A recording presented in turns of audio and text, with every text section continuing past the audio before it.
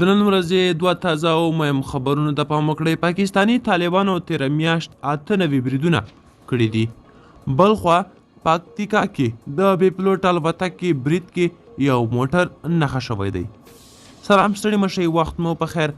د افغان نیوز قدرمن لیدونکو ښه راغلاست د نن ورځې مهمو خبرونو ته. د پاکستاني طالبانو تحریک په یوې اعلامیې کې په تېره می میاشت کې د خپلو عملیاتو راپور خپور کړی او ادعا یې کړې چې د پاکستاني عسکرو خلاف یې 98 بریدونه کړي دي. راپور کې ویل شوي دغه بریدونه په خیبر پښتونخوا کې شوي دي. بلخوا راپورونه وایي چې د پکتیکا د ګومل ولسوالۍ په ترخی سیمه کې د بې پلوټ الوتکې په برید کې د وسلوالو یو موټر نښه شوی دی.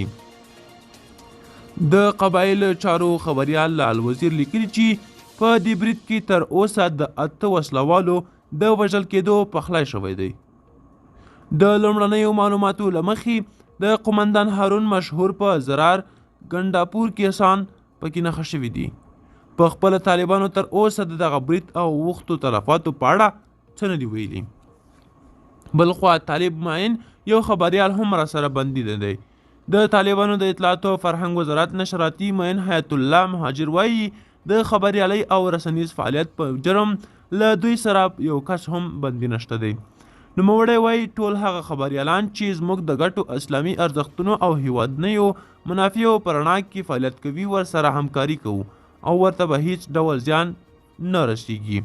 په ورته مهال نوموړی وایي طالبانو په رسنیو هیڅ ډول ساحه نه ده محدوده کړې او دوی د هیڅ رسنۍ مخه هم نه ده نیولې، بلکې هغه چې خپل کار یې بند کړی دی او عمل یې تر ډیره د اقتصادي ملاتړ له لاسه ورکول کیږي.